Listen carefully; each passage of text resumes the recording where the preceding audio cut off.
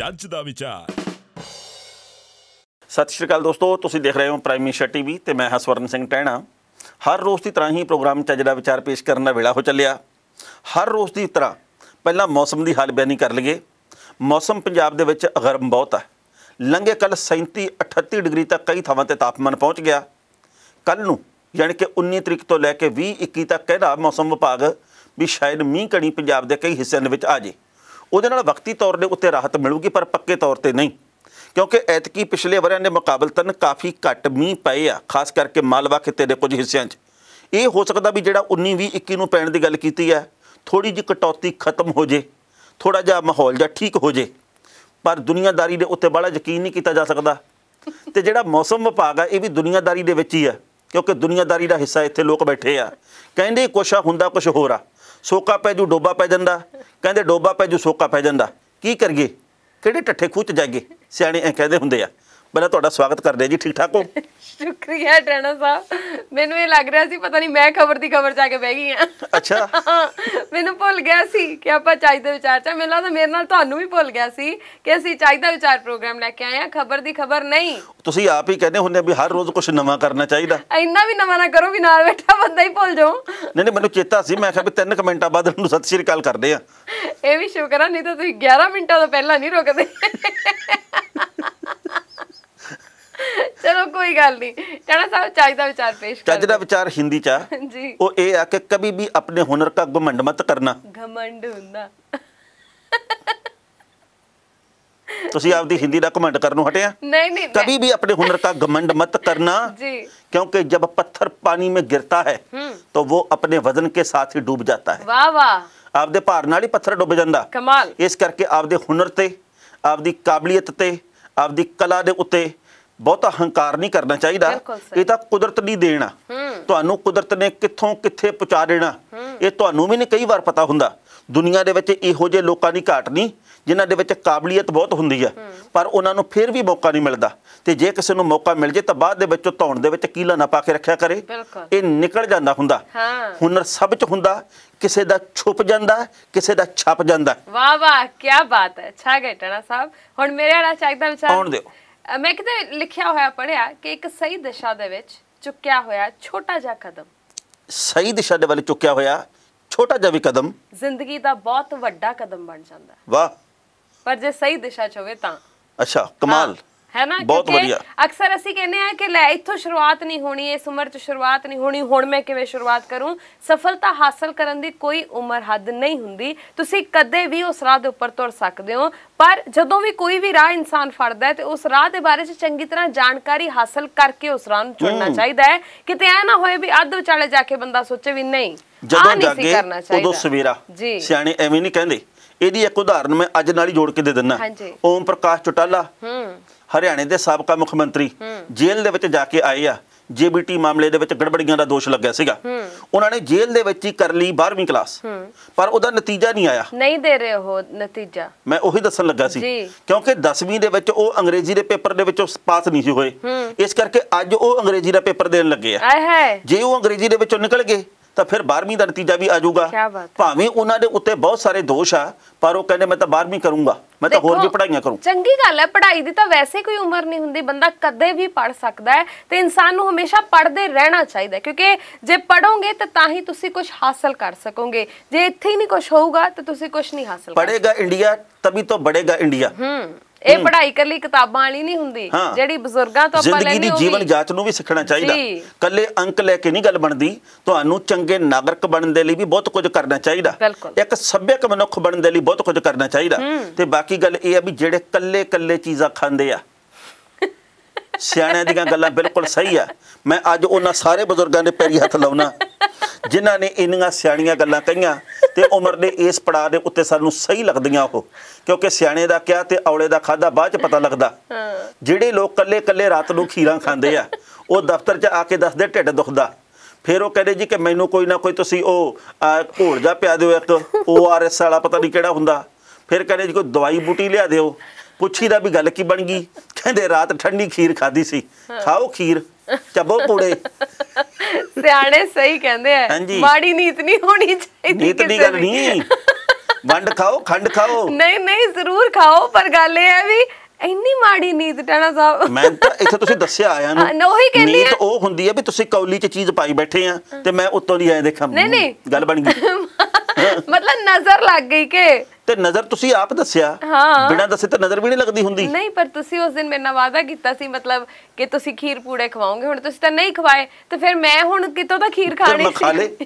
ਫਿਰ ਮੈਂ ਖੀਰ ਖਾ ਲਈ ਤੇ ਹੁਣ ਠੀਕ ਹੈ। ਬਹੁਤ ਚੰਗਾ, ਹਾਂ, ਬਹੁਤ ਹੀ ਅੱਛਾ ਜੀ। ਵਾਹ ਬਜ਼ੁਰਗੋ, ਸਲਾਮ ਤੁਹਾਨੂੰ। ਹਰਮਨ ਜੀ, ਵਿੱਤ ਮੰਤਰੀ ਕਿਤੋਂ ਦਾ ਵੀ ਹੋਵੇ ਭਾਰਤ ਦੇ ਵਿੱਚ, ਭਾਵੇਂ ਕੇਂਦਰ ਦਾ ਹੋਵੇ ਭਾਵੇਂ ਸੂਬੇ ਦਾ ਹੋਵੇ, ਪਰ ਉਹਨਾਂ ਦੀਆਂ ਆਦਤਾਂ ਤੇ ਉਹਨਾਂ ਦੀਆਂ ਗੱਲਾਂ ਤਕਰੀਬਨ ਇੱਕੋ ਜਿਹੀਆਂ ਹੁੰਦੀਆਂ ਜੀ। ਆ ਨਿਰਮਲਾ ਸੀਤਾਰਮਨ ਨੇ ਤਾਂ ਬਸ ਦਾ ਤੋਪੇ ਤੋੜ ਬਿਆਨ ਦਿੱਤਾ ਇੱਕ। ਉਹਨਾਂ ਨੇ ਵਾਟੀ ਕੱਢਤੇ। ਸਾਨੂੰ ਵੈਸੇ ਪਹਿਲਾਂ ਹੀ ਪਤਾ ਸੀ, ਉਹਨਾਂ ਨੇ ਹੁਣ ਗੱਲ ਦੱਸੀ ਆ। ਦੇਖੋ ਗੱਲ ਇਹ, ਉਹਨਾਂ ਦੇ ਗੰਡਿਆਂ ਵਾਲੇ ਲਸਣ ਵਾਲੇ ਪਿਆਜ਼ ਤੋਂ ਬਾਅਦ ਚ ਆਪਾਂ ਇਹ ਆਸ ਕਰ ਸਕਦੇ ਹਾਂ ਵੀ ਇਦਾਂ ਦਾ ਬਿਆਨ ਵੀ ਦੇ। ਪਹਿਲਾਂ ਕਹਿੰਦੇ ਹੁੰਦੇ ਸੀ ਵੀ ਗੰਡੇ ਤੇ ਲਸਣ ਦੀ ਵਰਤੋਂ ਨਾ ਕਰੋ, ਮੈਂ ਤਾਂ ਕਦੇ ਕੀਤੀ ਨਹੀਂ। ਭਾਈ ਤੁਸੀਂ ਤਾਂ ਹੋ ਸਕਦਾ 2 ਘੰਟੇ ਸਾਹ ਵੀ ਨਾ ਲਓ ਜੀ। ਹੁਣ ਅਸੀਂ ਮਰ ਜਗੇ। ਅਸੀਂ ਦੱਸ ਨਹੀਂ ਸਕਦੇ ਵੀ ਗੰਡੇ ਦੀਆਂ ਕੀਮਤਾਂ ਦੇ ਬਾਰੇ ਚ ਕੁਝ ਵੀ, ਕਿਉਂਕਿ ਮੈਂ ਖਾਂਦੀ ਨਹੀਂ। ਹਾਂ, ਤੁਸੀਂ ਨਾ ਖਾਓ, ਸਾਰੇ ਦੇਸ਼ ਦਾ ਛੁਡਵਾ ਦਿਓ। ਹੁਣ ਉਹ ਕਹਿੰਦੇ ਵੀ ਤੇਲ ਦੀਆਂ ਕੀਮਤਾਂ ਨਹੀਂ ਕਮ ਹੋਊਗੀਆਂ। अच्छा, वो कहते तेल की कीमतों के बारे में भूल जाइएगा कि ये कम होंगी। अच्छा, क्योंकि ये तो पिछली सरकार ने की थी। वो कहने भी ब्याज ही इन्ना देना पैंदा, ਕਰਜ਼ਾ ਹੀ ਇੰਨਾ ਚੱਕਿਆ ਹੋਇਆ ਵੀ ਭਾਈ ਹਾਲੇ ਤਾਂ ਅਸੀਂ ਤਾਬੇ ਨਹੀਂ ਆਏਗੇ, ਹਾਲੇ ਕਈ ਵਾਰੇ ਅਸੀਂ ਹੋਰ ਨਹੀਂ ਤਾਬੇ ਆਉਂਦੇ। ਉਹ ਕਹਿੰਦੇ ਤੇਲ ਦੀਆਂ ਕੀਮਤਾਂ ਨੂੰ ਇਉਂ ਹੀ ਰੱਖਣਾ ਸਾਡੀ ਮਜਬੂਰੀ ਆ। ਹਾਂ, ਮਤਲਬ ਹਾਲੇ ਤਾਬੇ ਨਹੀਂ ਆਏ ਅਸੀਂ, ਖਜ਼ਾਨਾ ਖਾਲੀ ਇਹਨਾਂ ਨੇ ਵੀ ਕਿਹਾ ਹੋਣਾ ਹੈ ਨਾ। ਤੇ ਜੇ ਤਾਬੇ ਨਹੀਂ ਆਏ ਤੇ ਜਿਹੜੀਆਂ ਚੀਜ਼ਾਂ ਬੜੀਆਂ ਬਣਾਈਆਂ ਨੇ ਉਹਨਾਂ ਨੂੰ ਢਾਹ ਕੇ ਦੁਬਾਰਾ ਬਣਾਉਣ ਦੇ ਲਈ ਪੈਸਾ ਕਿੱਥੋਂ ਆ ਰਿਹਾ, ਮੈਨੂੰ ਤਾਂ ਇਹ ਨਹੀਂ ਸਮਝ ਆਈ। ਨਾਲੇ ਦੂਸਰੀ ਗੱਲ ਇਹ ਹੈ ਕਿ ਜੇ ਤਾਬੇ ਹੀ ਨਹੀਂ ਆਇਆ ਹੈਗਾ, ਤੁਹਾਨੂੰ ਲੱਗਦਾ ਕਿ ਖਜ਼ਾਨਾ ਖਾਲੀ, ਫਿਰ ਆਪਾਂ ਕੁਰਸੀਆਂ ਤੇ ਬੈਠੇ ਹੀ ਕਿਉਂ ਆ? ਲੋਕ ਤਾਂ ਟੈਕਸ ਦੇ ਰਹੇ ਨੇ ਨਾ, ਸਾਡਾ ਤੁਹਾਡਾ ਕੀ ਦੋਸ਼ ਆ? ਫਿਰ ਤੁਸੀਂ 2014 ਦੇ ਵਿੱਚ ਕਿਹੜੀ ਗੱਲੋਂ ਕਹਿੰਦੇ ਸੀ ਵੀ ਭਾਈ ਤੇਲ ਦੀਆਂ ਕੀਮਤਾਂ ਘਟਾਉਣੀਆਂ ਸਮੇਂ ਦੀ ਬਹੁਤ ਵੱਡੀ ਜ਼ਰੂਰਤ ਹੈ, 35 ਰੁਪਏ ਲੀਟਰ ਤੇਲ ਵੇਚਾਂਗੇ। ਤੁਸੀਂ ਉਦੋਂ ਇਹ ਗੱਲ ਕਹਿੰਦੇ ਹੁੰਦੇ ਸੀ, ਪਾਰਟੀ ਦੇ ਨੇਤਾ ਇਹ ਗੱਲ ਕਹਿੰਦੇ ਹੁੰਦੇ ਸੀ ਤੁਹਾਡੀ ਦੇ, ਵੀ ਸਾਨੂੰ ਇੱਕ ਵਾਰੀ ਮੌਕਾ ਦਿਓ। ਜੋ ਯੂਪੀਏ ਸਰਕਾਰ ਦੇ ਲੋਕਾਂ ਦਾ ਕਚੂਮਰ ਕੱਢਿਆ ਤੇਲ ਦੀਆਂ ਕੀਮਤਾਂ 'ਚ ਵਾਧਾ ਕਰਕੇ, ਗੈਸ ਸਿਲੰਡਰ ਦੀਆਂ ਕੀਮਤਾਂ 'ਚ ਵਾਧਾ ਕਰਕੇ, ਖਾਣ ਪੀਣ ਵਾਲੀ ਸਮੱਗਰੀ ਦੀ ਕੀਮਤ ਦੇ ਵਿੱਚ ਵਾਧਾ ਕਰਕੇ, ਇਹਦੇ ਤੋਂ ਅਸੀਂ ਛੁਟਕਾਰਾ ਪਵਾ ਦਿਆਂਗੇ। ਉਹਨਾਂ ਮੈਨੂੰ ਸੰਪਤ ਸਰਲ ਦੀ ਕਵਿਤਾ ਦੇ ਕੁਝ ਕੁ ਬੋਲ ਚੇਤੇ ਆ ਰਹੇ ਆ, ਮੈਂ ਉਹਨੂੰ ਪੰਜਾਬੀ ਦੇ ਵਿੱਚ ਉਲੱਥਾ ਕਰਕੇ ਦੱਸਦਾ। ਉਹ ਕਹਿੰਦੇ ਵੀ ਪਿਛਲੇ ਲੰਮੇ ਸਮੇਂ ਤੋਂ ਇੱਕੋ ਹੀ ਗੱਲ ਸੁਣਨ ਨੂੰ ਮਿਲਦੀ ਆ, ਕਰਨੀ ਪੈਂਦੀ ਆ ਕਿ ਦੇਸ਼ ਦੇ ਵਿੱਚ ਕੀਮਤਾਂ ਘੱਟ ਨਹੀਂ ਹੋ ਸਕਦੀਆਂ। ਇਹ ਪਿਛਲੀ ਸਰਕਾਰ ਨੇ ਸਾਰਾ ਕੁਝ ਕੀਤਾ ਹੋਇਆ। ਫਿਰ ਉਸ ਤੋਂ ਬਾਅਦ ਕਹਿੰਦੇ ਆ ਵੀ ਜੋ ਕੁਝ ਕਰਤਾ ਅਸੀਂ ਕਰਤਾ ਚੰਗਾ, ਜੋ ਕੁਝ ਭਾਰਤ ਦੇ ਵਿੱਚ ਵਿਗੜ ਗਿਆ ਉਹ ਨਹਿਰੂ ਨੇ ਖਰਾਬ ਕਰਤਾ, ਤੇ ਜਿਹਨੂੰ ਬੜੀ ਤਕਲੀਫ ਆ ਉਹ ਪਾਕਿਸਤਾਨ ਚਲਾ ਜਾਵੇ। ਕਹਿੰਦਾ ਵੀ ਆਹ ਗੱਲਾਂ ਸੁਣ ਕੇ ਉਕਤਾਏ ਜੇ ਪਏ ਆ। ਤੇ ਮੈਨੂੰ ਲੱਗਦਾ ਵੀ ਜੋ ਨਿਰਮਲਾ ਸੀਤਾਰਮਨ ਹੋਰਾਂ ਨੇ ਕਿਹਾ, ਬਿਲਕੁਲ ਇਹਨਾਂ ਗੱਲਾਂ ਦੇ ਉੱਤੇ ਅਮਲ ਪੰਜਾਬ ਦੇ ਵਿੱਤ ਮੰਤਰੀ ਕਰਦੇ ਆ। ਉਹ ਵੀ ਕਹਿੰਦੇ ਖਜ਼ਾਨਾ ਖਾਲੀ ਹੈ, ਖਜ਼ਾਨੇ ਵਿੱਚ ਕੁਝ ਨਹੀਂ ਹੈ। ਪਹਿਲਾਂ ਤਾਂ ਅਸੀਂ ਭਰਨੀਆਂ ਬੜੀਆਂ ਕੋਸ਼ਿਸ਼ਾਂ ਕੀਤੀਆਂ, ਫਿਰ ਆ ਗਿਆ ਕਰੋਨਾ, ਹੁਣ ਵੀ ਮੁਸ਼ਕਿਲ ਦੇ ਵਿੱਚੋਂ ਨਿਕਲ ਰਹੇ ਹਾਂ, ਖਜ਼ਾਨਾ ਖਾਲੀ ਹੈ। ਨਹੀਂ ਤੇ ਖਜ਼ਾਨਾ ਕਿਹੜਾ ਲੋਕਾਂ ਨੂੰ ਤੁਸੀਂ ਗੱਫੇ ਭਰ ਕੇ ਵੰਡਿਆ? ਕਦੀ ਐਂ ਤਾਂ ਨਹੀਂ ਆਪਾਂ ਵੇਖਿਆ ਵੀ ਸੜਕ ਦੇ ਉੱਪਰ ਮਨਪ੍ਰੀਤ ਬਾਦਲ ਹੋਰੀ ਖੜੇ ਹੋਣੇ ਆ, ਸੜਕ ਤੇ ਨਿਰਮਲਾ ਸੀਤਾਰਮਨ ਖੜੇ ਹੋਣ ਤੇ ਉਹ ਕਹਿਣ ਵੀ ਆਓ ਅੱਜ ਤੁਹਾਨੂੰ ਮੁੱਠਾਂ ਭਰ ਕੇ ਖਜ਼ਾਨੇ 'ਚ ਅਸੀਂ ਨੋਟਾਂ ਦੀਆਂ ਚੀਜ਼ਾਂ ਦੀਆਂ ਦਵਾਂਗੇ, ਐਸ਼ ਕਰੋ। ਖਜ਼ਾਨਾ ਵੀ ਤਾਂ ਤੁਸੀਂ ਵਰਤ ਕੇ ਖਾਲੀ ਕੀਤਾ। ਲੋਕ ਤਾਂ ਅੱਜ ਵੀ ਉਨੇ ਹੀ ਤੰਗ ਪਰੇਸ਼ਾਨ ਨੇ ਜਿੰਨੇ ਅੱਜ ਤੋਂ 10 ਸਾਲ ਪਹਿਲਾਂ ਸੀ। ਮੁਸੀਬਤਾਂ ਵਧੀਆਂ ਹੀ ਨੇ, ਘਟੀਆਂ ਨਹੀਂ ਹੈਗੀਆਂ। ਗੱਲ ਇਹ ਹੈ ਕਿ ਆਪਣੇ ਵਾਰੀ ਤਾਂ ਸਾਰਾ ਕੁਝ ਹੈਗਾ ਖਜ਼ਾਨੇ ਦੇ ਵਿੱਚ, ਆਪਣੇ ਭੱਤੇ ਵਧਾਉਣ ਦੇ ਲਈ, ਤਨਖਾਹਾਂ ਵਧਾਉਣ ਦੇ ਲਈ, 4-4 5-5 6-6 ਪੈਨਸ਼ਨਾਂ ਲੈਣ ਦੇ ਲਈ, ਉਦੋਂ ਸਾਰਾ ਕੁਝ ਹੈਗਾ ਖਜ਼ਾਨੇ ਦੇ ਵਿੱਚ। ਪਰ ਜਦੋਂ ਆਮ ਲੋਕਾਂ ਦੀ ਗੱਲ ਆ ਜਾਂਦੀ, ਜਿੱਥੇ ਲੋਕਾਂ ਦੀ ਜੇਬ ਤੇ ਡਾਕਾ ਪੈ ਰਿਹਾ, ਉਦੋਂ ਖਜ਼ਾਨਾ ਹਮੇਸ਼ਾ ਹੀ ਪੀਪੇ ਵਾਂਗੂ ਖੜਕਦਾ ਹੁੰਦਾ। ਜੇਕਰ ਖਜ਼ਾਨਾ ਖਾਲੀ ਆ ਤੇ ਫਿਰ ਜਵਾਬ ਦੇ ਦਿਓ। ਤੁਸੀਂ ਕਹੋ ਜੀ ਅਸੀਂ ਨਹੀਂ ਖਾਲੀ ਖਜ਼ਾਨੇ ਦੇ ਮੰਤਰੀ ਰਹਿਣਾ, ਬਿਲਕੁਲ, ਫਿਰ ਇਹਦਾ ਨਾਂ ਬਦਲ ਕੇ ਪੀਪਾ ਰੱਖ ਦੇਣਾ ਚਾਹੀਦਾ। ਖਾਲੀ ਪੀਪੇ ਦੇ ਮੰਤਰੀ ਹਾਂ ਅਸੀਂ। ਤੁਸੀਂ ਕਹੋ ਵੀ ਆਪ ਆ ਤੁਹਾਡਾ ਪੀਪਾ, ਆਪ ਹੀ ਤੁਹਾਡੀ ਕੁਰਸੀ, ਜਦ ਇਹ ਚ ਕੁਝ ਹੈ ਹੀ ਨਹੀਂ ਤਾਂ ਅਸੀਂ ਕੀ ਕਰ ਦਵਾਂਗੇ? ਸੋ ਤੁਸੀਂ ਆਪੇ ਹੀ ਸਾਂਭ ਲਓ, ਆਪੇ ਲੋਕ ਜਿਹੜੇ ਅੱਗੇ ਆਉਣਗੇ। ਆਪਾਂ ਬਹਿਣਾ ਵੀ ਕੁਰਸੀ ਤੇ ਆ, ਸਾਂਭਣਾ ਵੀ ਸਭ ਕੁਝ ਹੈ, ਤੇ ਕਹਿਣਾ ਵੀ ਇਹ ਹੈ ਵੀ ਕੁਝ ਨਹੀਂ ਹੋਣਾ। ਪਿਛਲੀ ਸਰਕਾਰ ਦੇ ਮੌਕੇ ਵੀ ਮਨਪ੍ਰੀਤ ਇਹੀ ਗੱਲ ਕਹਿੰਦੇ ਸੀਗੇ, ਕਹਿੰਦੇ ਵੀ ਖਜ਼ਾਨਾ ਖਾਲੀ ਹੈ ਜੀ। ਇਹ ਸਰਕਾਰ ਚ ਵੀ ਕਹਿੰਦੇ ਖਜ਼ਾਨਾ ਖਾਲੀ ਹੈ। ਹੁਣ ਕਿਹੜੀ ਪਾਰਟੀ ਇਹੋ ਜਿਹੀ ਲੈ ਗਈ ਤੇ ਉਹਦਾ ਜਾ ਕੇ ਇਹਨਾਂ ਨੂੰ ਵਿੱਤ ਮੰਤਰੀ ਬਣਾ ਕੇ ਵੀ ਖਜ਼ਾਨਾ ਭਰ ਜੇ? ਨਹੀਂ, ਪਰ ਟੈਣਾ ਸਾਹਿਬ ਤੁਸੀਂ ਵੀ ਵਿੱਤ ਮੰਤਰੀ ਬਣ ਸਕਦੇ ਹੋ। ਕਿਉਂ? ਇਹੀ ਕਹਿਣਾ ਖਜ਼ਾਨਾ ਖਾਲੀ ਹੈ। ਇਹ ਤਾਂ ਕੋਈ ਵੀ ਬਣ ਜਾਊਗਾ। 300 ਰੁਪਇਆ ਦਿਹਾੜੀ ਤੇ ਬੰਦਾ ਬੋਲੇ ਇਹ ਗੱਲਾਂ, ਉਹਦੇ ਲਈ ਆਪਾਂ ਨੂੰ ਕਾਰਾਂ, ਕੋਠੀਆਂ, ਬੰਗਲੇ ਕਿਹੜੀ ਗੱਲੋਂ ਦੇਣ ਦੀ ਲੋੜ ਆ? ਸੋ ਇਸ ਕਰਕੇ ਭਾਈ ਖਜ਼ਾਨਾ ਤਾਂ ਲੋਕ ਭਰਦੇ ਆ। ਉੱਠਣ ਸਾਰ ਤਾਂ ਅਸੀਂ ਟੈਕਸ ਦੇਣ ਲੱਗ ਜਾਂਦੇ ਆ। ਕਈ ਲੋਕਾਂ ਨੂੰ ਨਾ ਇਸ ਗੱਲ ਦਾ ਭਰਮ ਆ, ਸਾਡੀਆਂ ਸਰਕਾਰਾਂ ਨੂੰ ਭਰਮ ਆ ਕਿ ਦੇਸ਼ ਦੇ ਸਾਰੇ ਲੋਕ ਟੈਕਸ ਨਹੀਂ ਦਿੰਦੇ। ਸਾਰੇ ਲੋਕ ਭਾਵੇਂ 2.5 ਲੱਖ ਤੋਂ ਵੱਧ ਵਾਲਾ ਟੈਕਸ ਨਾ ਦਿੰਦੇ ਹੋਣ, ਹੁਣ ਤਾਂ ਇਹ ਵੀ 5 ਲੱਖ ਰੁਪਇਆ ਕਰ ਦਿੱਤੀ ਗਈ ਹੈ। ਮੇਰਾ ਖਿਆਲ ਵੀ ਜਿਹਦੀ ਆਮਦਨ 5 ਲੱਖ ਰੁਪਇਆ ਉਹਨੂੰ ਟੈਕਸ ਦੇਣਾ ਪਊਗਾ, ਉਸ ਤੋਂ ਵੱਧ ਵਾਲੇ ਨੂੰ। ਪਰ ਜਿਹੜਾ ਬਾਕੀ ਖਾਣ ਪੀਣ ਦੀਆਂ ਚੀਜ਼ਾਂ ਦੇ ਉੱਤੇ ਟੈਕਸ ਤਾਂ ਗਰੀਬ ਵੀ ਦਿੰਦਾ, ਅਮੀਰ ਵੀ ਦਿੰਦਾ। ਪਾਣੀ ਦੀ ਬੋਤਲ ਲੱਗੇ ਉਹਦੇ ਤੇ ਵੀ ਟੈਕਸ, ਜੇ ਅਸੀਂ ਕੋਈ ਖੰਡ ਪੱਤੀ ਲੱਗੇ ਉਹਦੇ ਤੇ ਵੀ ਟੈਕਸ, ਲੀੜਾ ਲੱਤਾ ਲੱਗੇ ਉਹਦੇ ਤੇ ਵੀ ਟੈਕਸ। ਕੌਣ ਨਹੀਂ ਟੈਕਸ ਦਿੰਦਾ? ਸਕੂਟਰ ਦੇ ਵਿੱਚ ਜਿਹੜਾ ਬੰਦਾ ਅੱਧਾ ਲੀਟਰ ਵੀ ਤੇਲ ਪਾਉਂਦਾ ਨਾ, ਉਹ ਵੀ ਤੁਹਾਨੂੰ 20-25 ਰੁਪਏ ਉੱਠਣ ਸਾਰ ਫੜਾ ਦਿੰਦਾ। ਤੇ ਹੋਰ ਕੀ ਜਾਣ ਦੇ ਦੇਵੇ ਤੁਹਾਡੇ ਲਈ। ਟੈਣਾ ਸਾਹਿਬ, ਕੱਲ ਦੀ ਇੱਕ ਵੀਡੀਓ ਸੋਸ਼ਲ ਮੀਡੀਆ ਦੇ ਉੱਪਰ ਬਹੁਤ ਵਾਇਰਲ ਹੋ ਰਹੀ ਹੈ ਤੇ ਉਹ ਵੀਡੀਓ ਵੇਖ ਕੇ ਮਨ ਸੱਚੀ ਬਹੁਤ ਉਦਾਸ ਹੁੰਦਾ ਹੈ, ਬਹੁਤ ਦੁੱਖ ਆ ਰਿਹਾ, ਕਈ ਤਰ੍ਹਾਂ ਦੇ ਵਿਚਾਰ ਆ ਰਹੇ ਨੇ ਮਨ ਦੇ ਵਿੱਚ। ਮੈਂ ਸੋਚਿਆ ਆਪਾਂ ਇੱਥੇ ਵੀ ਉਹਦੀ ਗੱਲ ਕਰਦੇ ਹਾਂ। ਇਹ ਵੀਡੀਓ ਲਾਹੌਰ ਦੀ ਦੱਸੀ ਜਾ ਰਹੀ ਹੈ ਜਿੱਥੇ ਮਹਾਰਾਜਾ ਰਣਜੀਤ ਸਿੰਘ ਹੋਰਾਂ ਦਾ ਬੁੱਤ ਲੱਗਿਆ ਹੋਇਆ ਸੀ ਤੇ ਉਸ ਬੁੱਤ ਨੂੰ ਇੱਕ ਸਿਰਫਰਾ ਕਹਿ ਲਈਏ ਜਾਂ ਕੀ ਕਵਾਂ ਮੈਂ, ਉਹਦੇ ਵੱਲੋਂ ਤੋੜ ਦਿੱਤਾ ਗਿਆ। ਮੈਂ ਨਾ ਅੱਗੇ ਵੀ ਗੱਲ ਕਹਿੰਦਾ ਹੁੰਦਾ ਵੀ ਬਾਂਦਰ ਹਰ ਥਾਂ ਦੇ ਉੱਤੇ ਪਾਏ ਜਾਂਦੇ ਹਨ। ਇਹ ਸਾਡਾ ਭੁਲੇਖਾ ਹੀ ਆ ਵੀ ਜਦੋਂ ਅਸੀਂ ਪਹਾੜੀ ਖੇਤਰਾਂ ਦੇ ਵੱਲ ਜਾਂਦੇ ਆ ਜਾਂ ਜਦੋਂ ਚਿੜੀਆ ਘਰ ਦੇ ਵਿੱਚ ਜਾਂਦੇ ਆ, ਬਾਂਦਰ ਉਦੋਂ ਹੀ ਲੱਭਦੇ ਆ। ਬਾਂਦਰ ਤੁਹਾਨੂੰ ਕਿਤੇ ਵੀ ਨਜ਼ਰ ਆ ਸਕਦਾ, ਉਹ ਤੁਹਾਡੇ ਗਲੀ ਗਵਾਂਢ 'ਚ ਵੀ ਹੋ ਸਕਦਾ, ਤੁਹਾਡੇ ਪਰਲੇ ਮੁਹੱਲੇ 'ਚ ਵੀ ਹੋ ਸਕਦਾ, ਤੁਹਾਡੇ ਘਰ 'ਚ ਵੀ ਹੋ ਸਕਦਾ, ਕੁਝ ਵੀ ਹੋ ਸਕਦਾ। ਮੈਨੂੰ ਕਦੇ ਕਦੇ ਐਂ ਲੱਗਦਾ ਵੀ ਹਰਕਤਾਂ ਨਾ ਜਿਹੜੀਆਂ ਉਹ ਮੇਲ ਖਾਂਦੀਆਂ। ਆ ਹੁਣ ਬਾਂਦਰ ਹੀ ਆ ਜਿਹਨੇ ਇਹ ਕੁਝ ਕੀਤਾ। ਇਹ ਪੰਜਾਬ ਦੇ ਵਿੱਚ ਵੀ ਕਈ ਲੋਕ ਇਹੋ ਜਿਹੇ ਆ, ਫਲਾਣੇ ਦੇ ਬੁੱਤ ਨੂੰ ਤੋੜ ਦਿਓ, ਫਲਾਣੇ ਦੇ ਪੋਸਟਰ ਤੇ ਕਾਲਖ ਮਲ ਦਿਓ, ਫਲਾਣੇ ਦਾ ਰਾਤੋਂ ਰਾਤ ਪੋਸਟਰ ਪਾੜ ਦਿਓ। ਵੀ ਇਹਦੇ ਨਾਲ ਮਿਲਦਾ ਕੀ ਹੈ ਤਾਂ ਦੱਸੋ ਵੀ ਇਹਦੇ ਨਾਲ ਪੰਜਾਬ ਦਾ ਕੀ ਭਲਾ ਹੁੰਦਾ? ਪੋਸਟਰ ਲਾਉਣ ਦੇ ਨਾਲ ਜਾਂ ਪੋਸਟਰ ਲਾਉਣ ਦੇ ਨਾਲ ਪੰਜਾਬ, ਪੰਜਾਬੀ ਤੇ ਪੰਜਾਬੀਅਤ ਦਾ ਕੀ ਭਲਾ ਹੁੰਦਾ? ਇਹਨਾਂ ਬਾਂਦਰਾਂ ਦੇ ਹੱਥਾਂ ਦੇ ਵਿੱਚ ਗਲੇਲਾਂ ਆਈਆਂ। ਇਹ ਰਾਜਨੀਤੀ ਦੇ ਵਿੱਚ ਇਹੋ ਜਿਹੇ ਰਲੇ ਮਿਲੇ ਆ, ਇਹਨਾਂ ਨੇ ਇਹੀ ਕੁਛ ਕਰਨਾ। ਇਹਨਾਂ ਦੇ ਪਿੜ ਪੱਲੇ ਹੋਰ ਕੁਛ ਹੈ ਵੀ ਨਹੀਂ। ਗਾਲਾਂ ਕੱਢ ਲਓ, ਇਹਨਾਂ ਦੇ ਕੋਲੋਂ ਨਾਰੇ ਲਵਾ ਲਓ, ਇਹਨਾਂ ਦੇ ਕੋਲੋਂ ਘੇਰਾ ਪਵਾ ਲਓ ਕਿ ਜੀ ਫਲਾਣੀ ਪਾਰਟੀ ਨੇ ਆਹ ਕੀਤਾ, ਫਲਾਣੀ ਨੇ ਆਹ ਨਹੀਂ ਕੀਤਾਗਾ। ਸੋ ਗੱਲ ਇਹ ਆ ਵੀ ਸੁਹਿਰਦ ਬਣਨਾ ਚਾਹੀਦਾ। ਇੱਕ ਦੂਜੇ ਦੀ ਪਾਰਟੀ ਨੂੰ ਨਿੰਦਣ ਦੀ ਥਾਂ ਦੇ ਉੱਤੇ ਪੰਜਾਬ, ਪੰਜਾਬੀ ਤੇ ਪੰਜਾਬੀਅਤ ਦੇ ਭਲੇ ਦੀ ਗੱਲ ਕਰਨੀ ਸਿੱਖੋ। ਹੁਣ ਇਹ ਬੰਦਾ ਜਿਹੜਾ, ਇਹਨੂੰ ਬਾਂਦਰਾਂ ਦਾ ਸਰਮੌਰ ਕਿਉਂ ਨਾ ਕਹੀਏ? ਮਹਾਰਾਜਾ ਰਣਜੀਤ ਸਿੰਘ ਆ ਜਿਹੜੇ, ਉਹਨਾਂ ਦੀ ਦੇਣ ਨੂੰ ਕੌਣ ਵਿਸਾਰ ਸਕਦਾ? ਉਹਨਾਂ ਦਾ ਜਿਹੜਾ ਲਾਹੌਰ ਦੇ ਵਿੱਚ ਬੁੱਤ ਲੱਗਾ, ਇਹ ਲਾਇਆ ਗਿਆ ਸੀਗਾ 2019 ਦੇ ਵਿੱਚ, ਜੂਨ ਮਹੀਨੇ ਦੇ ਵਿੱਚ। ਕਾਂਸੇ ਦਾ ਬੁੱਤ ਆ ਇਹ, 9 ਫੁੱਟ ਉੱਚਾ, ਤੇ ਘੋੜੇ ਦੇ ਉੱਤੋਂ ਮਹਾਰਾਜਾ ਰਣਜੀਤ ਸਿੰਘ ਆ ਜਿਹੜੇ, ਉਹ ਤੋੜ ਕੇ ਸੁੱਟ ਦਿੱਤੇ ਗਏ ਆ ਜੀ। ਉਹ ਬੁੱਤ ਨੂੰ ਤੋੜਿਆ ਗਿਆ। ਉਸ ਤੋਂ ਬਾਅਦ ਉਸ ਬੰਦੇ ਨੇ ਉੱਥੇ ਨਾਰੇ ਵੀ ਲਾਏ ਆ। ਇਹ ਕੱਟੜਪੰਥੀ ਖਿਆਲਾਂ ਵਾਲਾ ਬੰਦਾ ਹੈਗਾ। ਇਸ ਤੋਂ ਪਹਿਲਾਂ ਵੀ ਕਈ ਵਾਰੇ ਪਹਿਲਾਂ ਇਸੇ ਬੁੱਤ ਨੂੰ ਐਵੇਂ ਹੀ ਤੋੜਿਆ ਗਿਆ ਸੀ। ਮਹਾਰਾਜਾ ਰਣਜੀਤ ਸਿੰਘ ਦੀ ਬਾਂਹ ਤੋੜ ਕੇ ਲੈ ਗਿਆ ਸੀਗਾ ਕੋਈ, ਉਦੋਂ ਵੀ ਰੌਲਾ ਬਹੁਤ ਵੱਡਾ ਪਿਆ ਸੀ। ਤੇ ਹੁਣ ਪਾਕਿਸਤਾਨ ਦੇ ਪ੍ਰਸ਼ਾਸਨ ਨੇ ਤੇ ਉੱਥੋਂ ਦੇ ਇੱਕ ਮੰਤਰੀ ਨੇ ਕਿਹਾ ਵੀ ਅਨਪੜ੍ਹ ਲੋਕ ਆ ਜਿਹੜੇ ਸਾਡੇ ਦੇਸ਼ ਦੇ ਵਿੱਚ, ਇਹਨਾਂ ਨੇ ਪੂਰੀ ਦੁਨੀਆ ਦੇ ਵਿੱਚ ਸਾਡਾ ਅਕਸ ਖਰਾਬ ਕਰਨ ਦਾ ਠੇਕਾ ਲਿਆ ਜੀ। ਪਰ ਗੱਲ ਇਹ ਹੈ ਟੈਣਾ ਸਾਹਿਬ ਕਿ ਜ਼ਰੂਰੀ ਨਹੀਂ ਹੈ ਕਿ ਅਨਪੜ੍ਹ ਹੀ ਇਹੋ ਜਿਹੀਆਂ ਹਰਕਤਾਂ ਕਰਦੇ ਨੇ। ਬਹੁਤ ਵਾਰ ਪੜ੍ਹੇ ਲਿਖੇ ਵੀ ਇਹੋ ਜਿਹੀ ਹਰਕਤ ਕਰ ਜਾਂਦੇ ਆ ਕਿ ਦਿਲ ਨਹੀਂ ਕਰਦਾ ਉਹਨਾਂ ਨੂੰ ਪੜ੍ਹਿਆ ਲਿਖਿਆ ਕਹਿਣ ਨੂੰ, ਹਨਾ। ਪਰ ਮੈਨੂੰ ਤਾਂ ਸੱਚੀ ਇਹ ਸਮਝ ਨਹੀਂ ਆਉਂਦੀ ਵੀ ਤੁਹਾਨੂੰ ਕੀ ਮਾਨਸਿਕ ਸ਼ਾਂਤੀ ਮਿਲਦੀ ਹੈ ਵੀ ਬੁੱਤ ਤੋੜਤਾ, ਫਿਰ ਹੁਣ ਅੱਗੇ ਕੀ? ਵੀ ਤੁਹਾਨੂੰ ਕੁਝ ਲੱਭ ਗਿਆ ਉਹ ਬੁੱਤ ਤੋੜਨ ਦੇ ਨਾਲ? ਕੁਝ ਵੀ ਨਹੀਂ ਹੋਇਆ, ਸਿਰਫ ਐਵੇਂ ਹੀ ਉੱਥੇ ਟੋਟੇ ਕੱਢ ਕੇ ਪਹਿਲਾਂ ਇਧਰੋਂ ਦੀ ਤੋੜਿਆ, ਫਿਰ ਦੂਜੇ ਬੰਨੇ ਤੋੜਿਆ, ਹੇਠਾਂ ਸੁੱਟ ਦਿੱਤਾ ਗਿਆ ਉਹ ਬੁੱਤ। ਇਹਦੇ ਨਾਲ ਹੋਇਆ ਕੀ, ਲੱਭਿਆ ਕੀ ਤੁਹਾਨੂੰ? ਸਵਾਲ ਸਭ ਤੋਂ ਵੱਡਾ ਇਹ ਆ। ਬਿਲਕੁਲ ਤੁਹਾਡੀ ਗੱਲ ਇਹ ਸਹੀ ਹੈ, ਪਰ ਕੀ ਕਹਗੇ ਇਹਨਾਂ ਲੋਕਾਂ ਨੂੰ ਅਕਲ ਕੌਣ ਦੇਵੇ? ਮੈਂ ਅੱਗੇ ਵੀ ਗੱਲ ਕਹਿਣਾ ਹੁੰਦਾ ਵੀ ਜਿਹਨੂੰ ਉਹਦੇ ਮਾਪਿਆਂ ਨੇ ਅਕਲ ਨਹੀਂ ਦਿੱਤੀ ਗਈ ਜਾਂ ਮਾਪਿਆਂ ਦੇ ਵੱਲੋਂ ਦਿੱਤੀ ਗਈ ਅਕਲ ਦੇ ਉੱਤੇ ਜਿਹਨੇ ਅਮਲ ਨਹੀਂ ਕੀਤਾ, ਉਸ ਬੰਦੇ ਨੂੰ ਦੁਨੀਆਦਾਰੀ ਦੇ ਵਿੱਚ ਕੋਈ ਸਮਝਾ ਨਹੀਂ ਸਕਦਾ। ਇਹਨਾਂ ਲੋਕਾਂ ਨੇ ਠੇਕਾ ਹੀ ਲਿਆ ਹੋਇਆ ਵੀ ਅਸੀਂ ਵੰਡੀਆਂ ਪਾਉਣੀਆਂ। ਇਹਨਾਂ ਲੋਕਾਂ ਨੇ ਠੇਕਾ ਹੀ ਲਿਆ ਹੋਇਆ ਵੀ ਅਸੀਂ ਮਾਹੌਲ ਨੂੰ ਖਰਾਬ ਕਰਨਾ। ਇੱਥੇ ਪੰਜਾਬ ਦੇ ਵਿੱਚ ਕਿਹੜਾ ਘੱਟ ਆ? ਭਾਵੇਂ ਉਧਰਲੇ ਪੰਜਾਬ ਦੀ ਗੱਲ ਕਰ ਲਓ, ਭਾਵੇਂ ਇਧਰਲੇ ਪੰਜਾਬ ਦੀ ਗੱਲ ਕਰੋ, ਬਾਂਦਰਾਂ ਦੇ ਹੱਥ ਵਿੱਚ ਸੱਚੀ ਮੁੱਚੀ ਗਲੇਲਾਂ ਆਈਆਂ। ਪਰ ਗੱਲ ਇਹ ਆ ਨਾ ਕਿ ਸਾਨੂੰ ਇਹ ਸੋਚਣਾ ਚਾਹੀਦਾ, ਦੇਖੋ ਵਿਚਾਰਧਾਰਕ ਤੌਰ ਦੇ ਉੱਪਰ ਅਸੀਂ ਕਿਸੇ ਦੇ ਨਾਲ ਵੀ ਸਹਿਮਤ ਹੋ ਸਕਦੇ ਹਾਂ, ਕਿਸੇ ਨਾਲ ਵੀ ਅਸਹਿਮਤ ਹੋ ਸਕਦੇ ਹਾਂ। ਸਾਨੂੰ ਕੋਈ ਵੀ ਬੰਦਾ ਚੰਗਾ ਲੱਗ ਸਕਦਾ, ਕੋਈ ਵੀ ਮਾੜਾ ਲੱਗ ਸਕਦਾ, ਪਰ ਸਾਨੂੰ ਇਹ ਕੋਈ ਹੱਕ ਨਹੀਂ ਕਿ ਜਿਹੜਾ ਮਾੜਾ ਲੱਗਦਾ ਉਹਦੇ ਕਦੀ ਅਸੀਂ ਉਹਦੇ ਬੁੱਤ ਤੇ ਕਾਲਖ ਮਲ ਦਈਏ, ਕਦੀ ਅਸੀਂ ਉਹਦਾ ਉਹ ਜਿਹੜੇ ਪੋਸਟਰ ਲੱਗੇ ਉਹ ਫਾੜ ਦਈਏ। ਇਹ ਕੋਈ ਹੱਕ ਨਹੀਂ ਹੈ, ਠੀਕ ਹੈ। ਜਿਹੜੇ ਲੋਕ ਉਹਨਾਂ ਦੇ ਮਗਰ ਉਹਨਾਂ ਨੂੰ ਉੱਧਰ ਜਾਣ ਦੇ, ਤੁਸੀਂ 4 ਦਿਨ ਖਬਰਾਂ ਬਣਾਉਣ ਦੇ ਲਈ ਨਾ, 4 ਦਿਨ ਖਬਰਾਂ ਬਣਾਉਣ ਦੇ ਲਈ ਇਹ ਲੋਕ ਕੁਝ ਵੀ ਕਰ ਸਕਦੇ ਆ।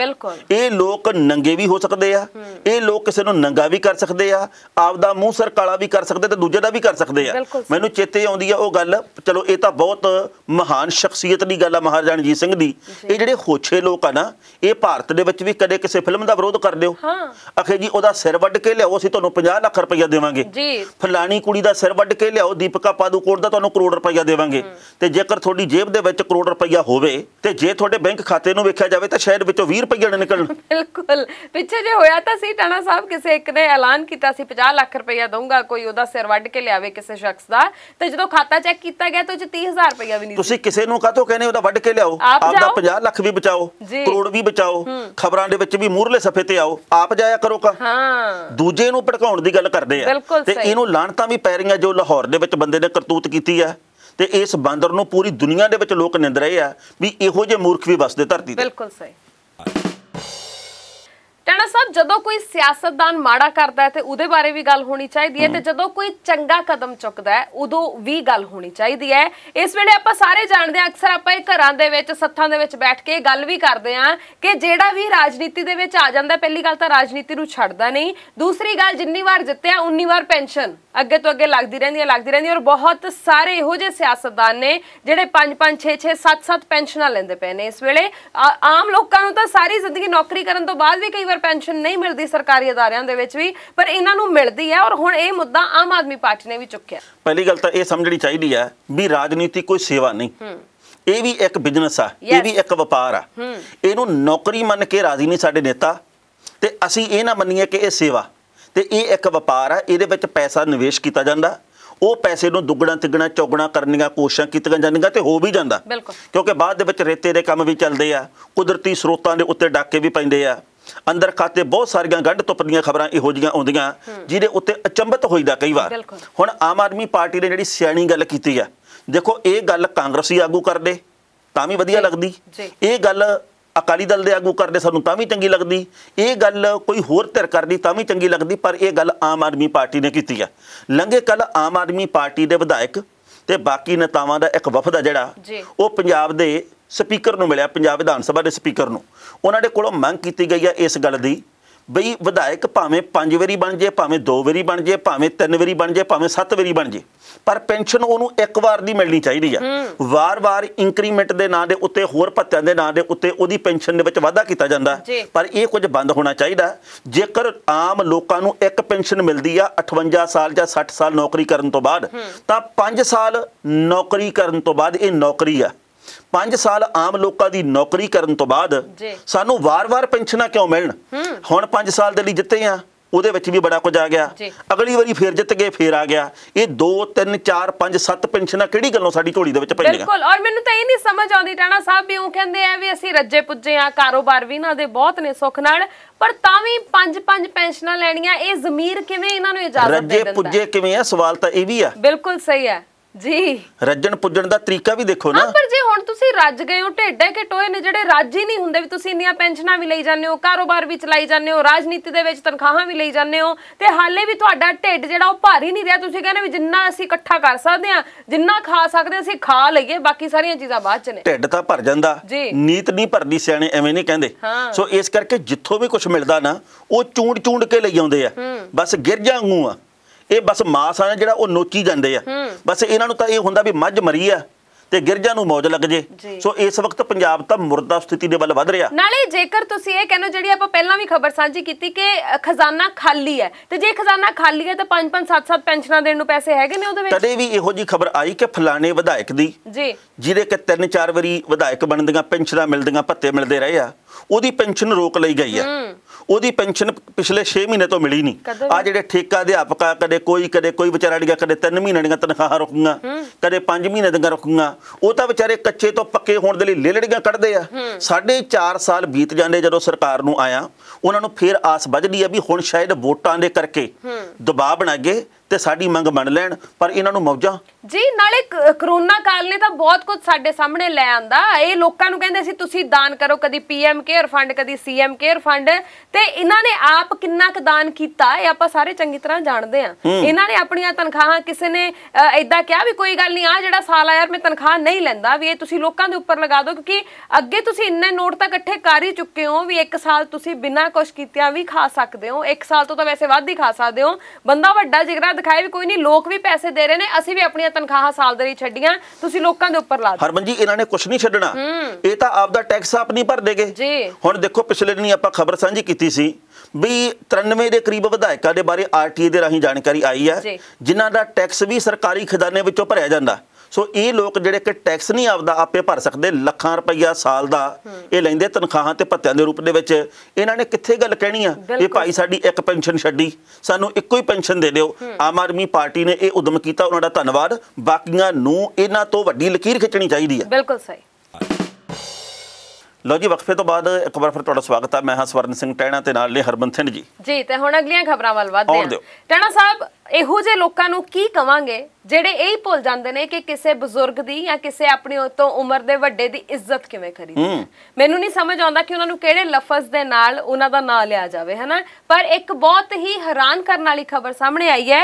ਇਹ ਅਸਲ 'ਚ ਗੁਜਰਾਤ ਦੇ ਵਿੱਚੋਂ ਆਈ ਹੈ। ਗੁਜਰਾਤ ਦੇ ਵਿੱਚ ਦਾਦੋਹ ਜ਼ਿਲ੍ਹਾ ਹੈ, ਉੱਥੋਂ ਦਾ ਇੱਕ ਪਿੰਡ ਹੈ ਫਤਿਹਪੁਰਾ। ਉੱਥੇ ਕਹਿੰਦੇ ਕਿ ਇੱਕ ਵਲਵਈ ਸਮਾਜ ਹੈ ਤੇ ਇੱਕ ਪਾਪੋਰ ਸਮਾਜ ਹੈ। ਇਹਨਾਂ ਦੋਵਾਂ ਦੇ ਨਾ ਆਪਸ ਦੇ ਵਿੱਚ ਲੜਾਈ ਚੱਲ ਰਹੀ ਹੈ। ਤੇ ਹੁਣ ਕੀ ਹੋਇਆ ਕਿ ਜਿਹੜੀ ਵਲਵਈ ਸਮਾਜ ਦੀ ਇੱਕ ਔਰਤ ਹੈ ਜਿਹੜੀ 50 ਸਾਲਾਂ ਦੀ ਆ, ਉਹਨੂੰ ਵਾਲਾਂ ਤੋਂ ਫੜ ਕੇ ਤੇ ਘਸੀਟਿਆ ਗਿਆ ਪਿੰਡ 'ਚ। ਬੇਹੱਦ ਦੁੱਖ ਹੁੰਦਾ ਇਹਨਾਂ ਗੱਲਾਂ ਦੇ ਉੱਤੇ ਵੀ ਅਸੀਂ ਕਿਹੜੇ ਸਮਾਜ ਦੇ ਵਿੱਚ ਰਹਿ ਰਹੇ ਹਾਂ। ਅਸੀਂ ਕਹਿੰਦੇ ਜੀ ਕਿ ਅਸੀਂ ਸੱਭਿਅਕ ਸਮਾਜ ਦੇ ਵਿੱਚ ਵਿਚਰ ਰਹੇ ਹਾਂ। ਅਸੀਂ ਕਹਿੰਦੇ ਡਿਜੀਟਲ ਹੋ ਗਏ ਹਾਂ, ਸਾਡਾ ਬੌਧਿਕ ਪੱਧਰ ਬੜਾ ਉੱਚਾ ਹੋ ਗਿਆ, ਸਵਾਹ ਉੱਚਾ ਹੋ ਗਿਆ। ਕੋਈ ਇੱਥੇ ਕਿਸੇ ਤਾਂਤਰਿਕ ਨੂੰ ਪੂਜੀ ਜਾਂਦਾ, ਕੋਈ ਇੱਥੇ ਟੂਣੇ ਕਰੀ ਜਾਂਦਾ, ਕੋਈ ਇੱਥੇ ਕਿਸੇ ਦੀਆਂ ਲੱਤਾਂ ਖਿੱਚੀ ਜਾਂਦਾ, ਕੋਈ ਇੱਥੇ ਆਪਦੇ ਟੱਬਰ ਦੇ ਜੀਆਂ ਨੂੰ ਕੁੱਟੀ ਜਾਂਦਾ। ਵੀ ਹੈਰਾਨੀ ਹੁੰਦੀ ਹੈ। ਮੈਂ ਨਾ ਕਦੇ ਕਦੇ ਉਹ ਵੀਡੀਓ ਦੇਖ ਕੇ ਬਹੁਤ ਆਵਾਜ਼ਾਰ ਹੋ ਜਾਂਦਾ ਜਿਹਦੇ ਵਿੱਚ ਛੋਟੇ ਜਿਹੇ ਬੱਚੇ ਨੂੰ ਪਸ਼ੂਆਂ ਵਾਂਗੂ ਕੁੱਟਿਆ ਜਾਂਦਾ। ਕਦੇ ਕਿਸੇ ਬੱਚੇ ਨੂੰ ਚੱਕ ਚੱਕ ਕੇ ਮਾਰਿਆ ਜਾਂਦਾ ਕੰਨ ਦੇ ਨਾਲ, ਕਿਸੇ ਦੇ ਢਿੱਡ 'ਚ ਲੱਤਾਂ ਮਾਰੀਆਂ ਜਾਂਦੀਆਂ। ਕੋਈ ਮਤਰੇਈ ਮਾਂ ਜਾਂ ਮਤਰੇਆ ਬਾਪ ਆ ਜਿਹੜਾ ਉਹ ਡਾਂਗਾਂ ਦੇ ਨਾਲ ਉਹਨੂੰ ਕੁੱਟ ਰਿਹਾ ਹੁੰਦਾ। ਬਾਅਦ ਦੇ ਵਿੱਚ ਵੀਡੀਓ ਵਾਇਰਲ ਹੁੰਦੀ ਆ, ਫਿਰ ਉਹਨਾਂ ਲੋਕਾਂ ਦੇ ਉੱਤੇ ਪਰਚਾ ਦਰਜ ਹੁੰਦਾ। ਜਾਂ ਕੋਈ ਵੀ ਮਤਰੇ ਮਾਂ ਬਾਪ ਤੋਂ ਬਿਨਾਂ ਕੋਈ ਹੋਰ ਵੀ ਹੋ ਸਕਦਾ।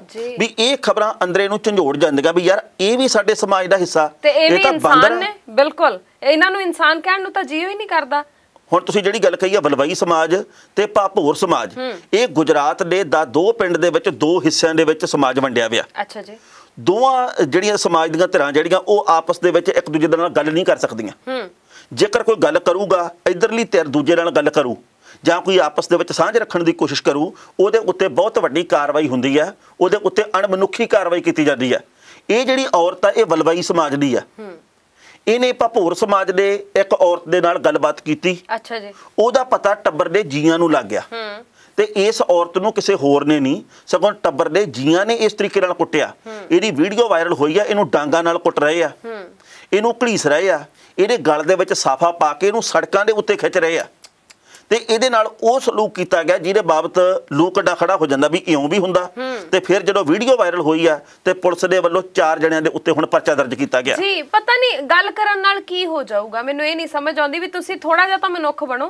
ਤੁਹਾਨੂੰ ਜੇ ਨਹੀਂ ਚੰਗਾ ਲੱਗਦਾ ਕਿਸੇ ਨਾਲ ਗੱਲ ਕਰਨਾ ਹੈ, ਤੁਸੀਂ ਰੋਕਦੇ ਹੋ ਜੇਕਰ ਕਿਸੇ ਨੂੰ ਕਿਸੇ ਨਾਲ ਗੱਲ ਕਰਨ ਤੋਂ, ਤਾਂ ਉਹਨੂੰ ਸੱਭਿਅਕ ਤਰੀਕੇ ਨਾਲ ਵੀ ਕਿਹਾ ਜਾ ਸਕਦਾ, ਉਹਨੂੰ ਕੋਈ ਚੇਤਾਵਨੀ ਵੀ ਦਿੱਤੀ ਜਾ ਸਕਦੀ। ਇਹ ਥੋੜੀ ਵੀ ਵਾਲਾਂ ਤੋਂ ਫੜ ਕੇ ਘਸੀਟਣ ਲੱਗ ਜਾਂਦੇ। ਤਾਲਿਬਾਨੀ ਸਿਰਫ ਅਫਗਾਨਿਸਤਾਨ ਦੇ ਵਿੱਚ ਨਹੀਂ, ਤਾਲਿਬਾਨੀ ਸੋਚ ਵਾਲੇ ਸਾਡੇ ਘਰਾਂ ਦੇ ਵਿੱਚ, ਸਾਡੇ ਮੁਹੱਲਿਆਂ ਦੇ ਵਿੱਚ ਵੀ ਹੈਗੇ ਆ ਜਿਨ੍ਹਾਂ ਦੇ ਅੰਦਰ ਕੱਟੜਤਾ ਇੰਨੀ ਭਰੀ ਹੋਈ ਆ ਵੀ ਕਿਸੇ ਦੂਜੇ ਨੂੰ ਦੇਖ ਕੇ ਰਾਜ਼ੀ ਨਹੀਂ। ਜਿਹੜੇ ਇਹ ਕਹਿੰਦੇ ਵੀ ਜੋ ਅਸੀਂ ਕਹਿਤਾ ਇਹ ਕਰਨਾ ਹੀ ਪਊਗਾ, ਇਹ ਇਉਂ ਹੀ ਹੁੰਦਾ, ਹੋਰ ਤਾਂ ਕੋਈ ਤਰੀਕਾ ਹੈ ਨਹੀਂਗਾ, ਉਹ ਵੀ ਤਾਲਿਬਾਨੀਆਂ ਤੋਂ ਘੱਟ ਨਹੀਂਗੇ। ਮੇਰੇ ਨਾਨਾ ਜੀ ਹਮੇਸ਼ਾ ਕਹਿੰਦੇ ਹੁੰਦੇ ਸੀ ਕਿ ਔਰਤ ਦੇ ਉੱਪਰ ਹੱਥ ਚੁੱਕਣ ਵਾਲਾ ਕਦੇ ਵੀ ਮਰਦ ਨਹੀਂ ਹੁੰਦਾ। ਤੁਸੀਂ ਜਦੋਂ ਇਹ ਦਿਖਾਉਂਦੇ ਹੋ ਨਾ ਆਪਣੀ ਇਹ ਚੀਜ਼ ਮਰਦਾਨਗੀ ਦਿਖਾਉਂਦੇ ਹੋ, ਤੁਸੀਂ ਇਹ ਦੱਸਦੇ ਹੋ ਵੀ ਮੈਂ ਤਾਂ ਭਾਈ ਮਰਦਾ, ਮੈਂ ਬਹੁਤ ਉੱਚਾ ਆ, ਤੇ ਤੁਸੀਂ ਇਹ ਵਾਲਾਂ ਤੋਂ ਫੜ ਕੇ ਕੁੱਟਣ ਲੱਗ ਜਾਂਦੇ ਹੋ ਕਦੇ ਕੁਛ ਕਦੇ ਕੁਛ। ਇਹ ਕਿਤੇ ਵੀ ਜਾਇਜ਼ ਨਹੀਂ। ਗੱਲ ਵੈਸੇ ਦੋਵਾਂ ਤੇ ਲਾਗੂ ਹੁੰਦੀ ਹੈ। ਨਾ ਤਾਂ ਔਰਤ ਨੂੰ ਬੰਦੇ ਦੇ ਉੱਪਰ ਹੱਥ ਚੁੱਕਣਾ ਚਾਹੀਦਾ ਹੈ ਤੇ ਨਾ ਹੀ ਬੰਦਾ ਔਰਤ ਦੇ ਉੱਪਰ ਹੱਥ ਚੁੱਕੇ।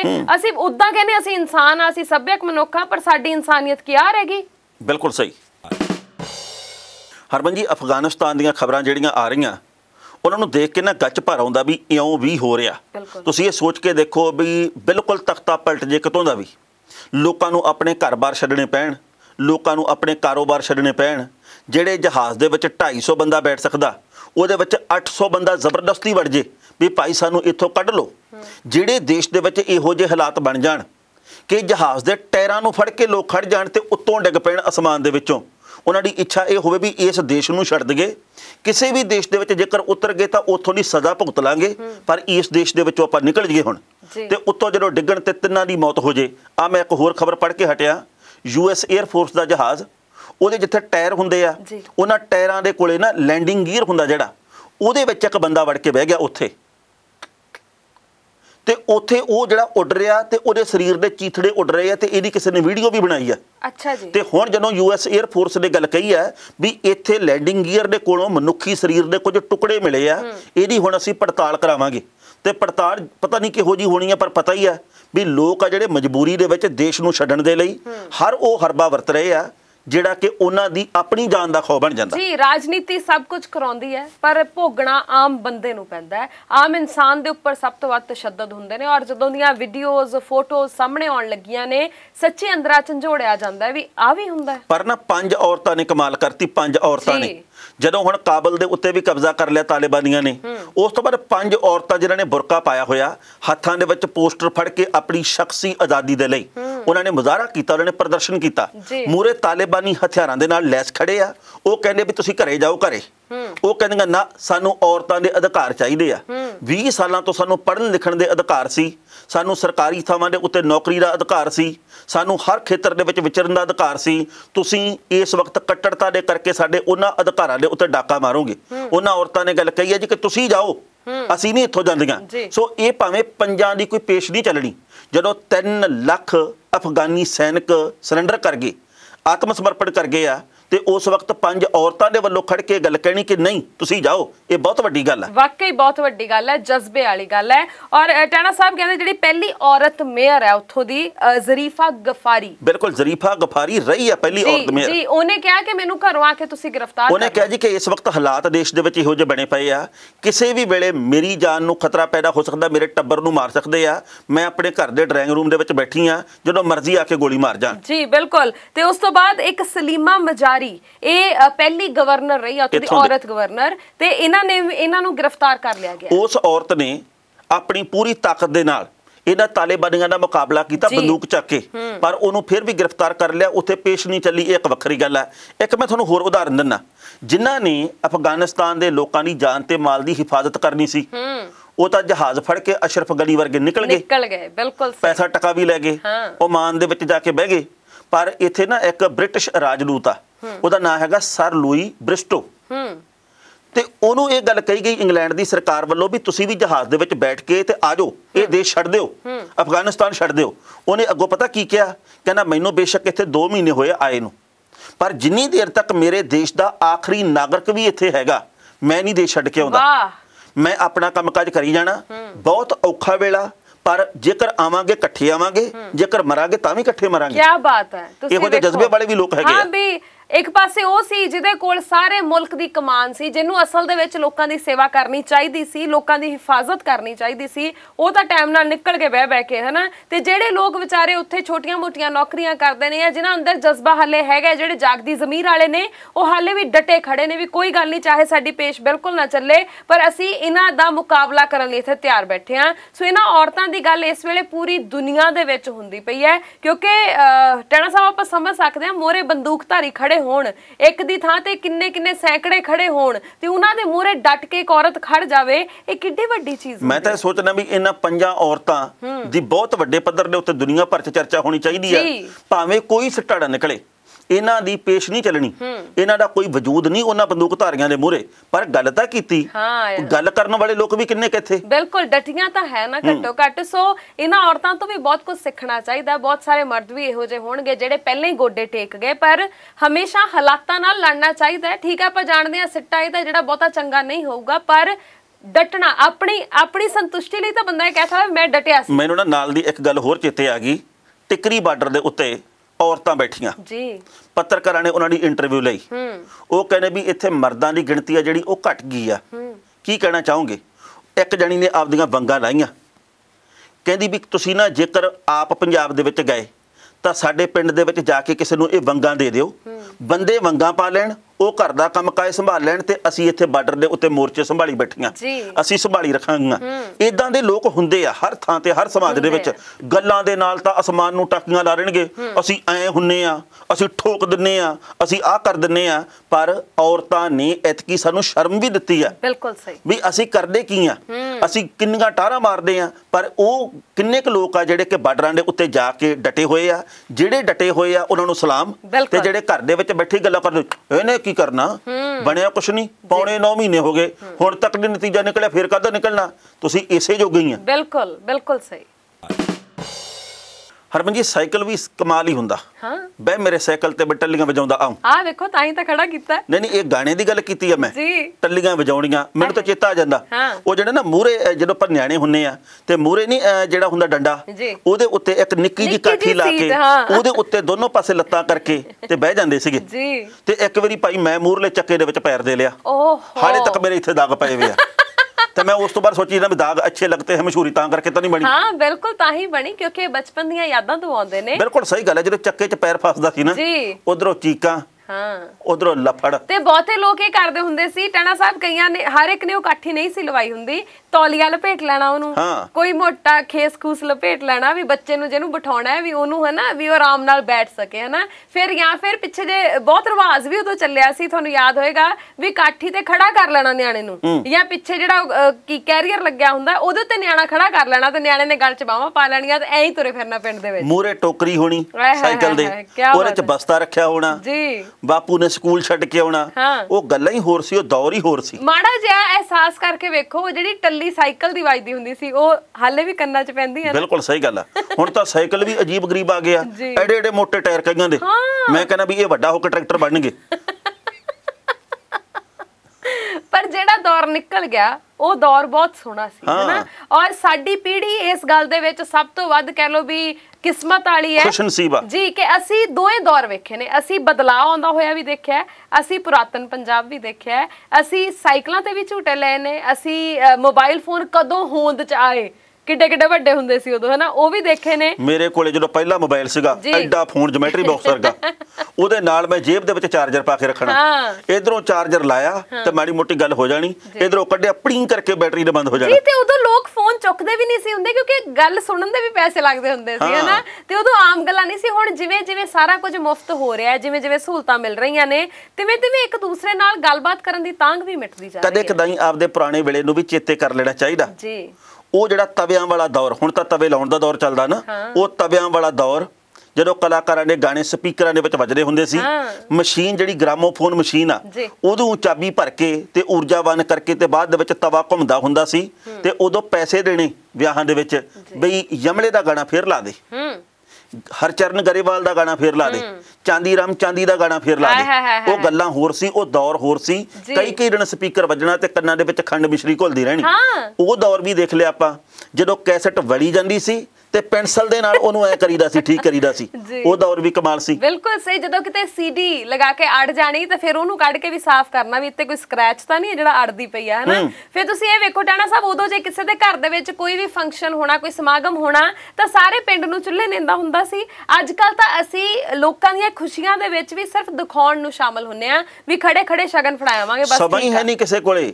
ਜਿਹੜਾ ਬੰਦਾ ਸਭ ਤੋਂ ਵੱਧ ਵਿਹਲਾ, ਉਹਦੇ ਕੋਲੇ ਸਭ ਤੋਂ ਘੱਟ ਸਮਾਂ ਉਹ ਮੋਬਾਈਲ ਤੇ ਰੁਝੇਵੇਂ ਦੇ ਵਿੱਚ ਆ। ਉਹਨੇ ਫੇਸਬੁੱਕ ਤੇ ਦੇਖਣਾ ਹੁੰਦਾ ਵੀ ਮੈਂ ਗਾਲ ਕਿਹਨੂੰ ਕੱਢਣੀ ਆ, ਠੀਕ ਆ, ਮੈਂ ਕਿਹਨੂੰ ਕਹਿਣਾ ਵੀ ਵਿਕ ਗਿਆ, ਕਿਹੜਾ ਖਰੀਦਿਆ ਗਿਆ, ਅਮਿਤ ਸ਼ਾਹ ਦੇ ਨਾਲ ਮੀਟਿੰਗ ਕਿਹੜੇ ਕਿਸਾਨ ਆਗੂ ਨੇ ਕਰ ਲਈ,